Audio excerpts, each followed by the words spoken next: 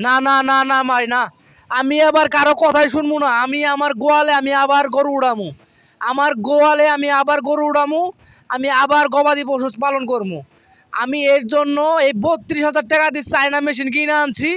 আমি এই China machine ব্যবহার করে আমি গরুর জন্য, আমার গবাদি পশুর জন্য আমি সুষম খাদ্য প্রস্তুত কইরা সুন্দর করে সপ্তাহ বরাবর রাইখা এতে অনেক রকমের পুষ্টিকর খাবার মিক্সার কইরা আমি আমার খামারের গরুকে আমি খাওয়ামু।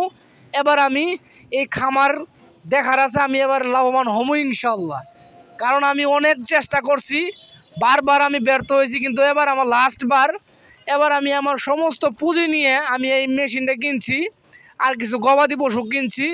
এই গবাদি পশুগুলা থেকে আমি আমার জীবনের উন্নয়নের একটি লক্ষ্য দেখতে পাচ্ছি। এই কয়টা গরু কিনতে আমার 6 লক্ষ টাকা ব্যয় হয়েছে। 6 লক্ষ টাকা দিয়ে আমি গরু কিনছি, 32,000 টাকা দিয়ে আমি চায়না মেশিন কিনছি, একজন গরুর দেখাশোনার জন্য একজন লোক রাখছি 12,000 টাকা দিয়ে। 2 মাস পর পর 12,000 টাকা দিতে হয়। এবার আমি দেখবো আমার কেমনে আমি ব্যর্থ হই, কেমনে আমার গবাদি পশুতে লাভ হয় না, কেমনে রোগ বালাই ঢুকে, আমি এটা দেখার আছে। তো সকল দর্শক শ্রোতা যারা আমার ভিডিওটি দেখছেন, অবশ্যই আমার মতো যারা ছোটোখাটো গবাদি পালনের খামার রয়েছে বাড়িতে, তারা অবশ্যই এরকম একটু ছোটোখাটো চায়না মেশিন কিনে নেবেন। সুন্দর করে কুচি কুচি করে নানা রকমের খড়, ঘাস, কাঁচা ঘাস সব সুন্দর করে কাটা হয় এই মেশিন দ্বারা।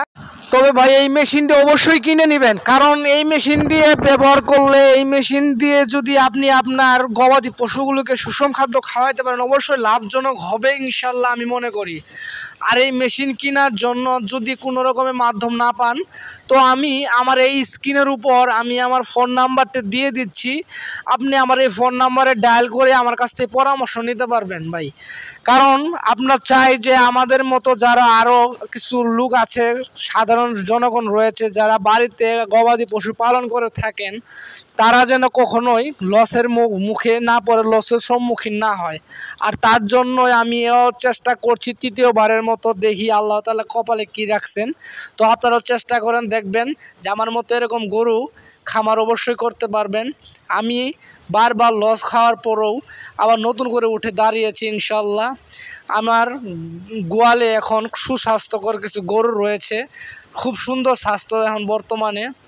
আমি খুব ভালো করে তাদেরকে খাওয়াচ্ছি, এই মেশিন ব্যবহার করে খাদ্য প্রস্তুত করে খাওয়াচ্ছি। এটা হচ্ছে গোয়াল ঘর। এই গরুগুলো এখানে আমি সুন্দরভাবে গরুগুলোকে পরিচর্যা করতে পারছি।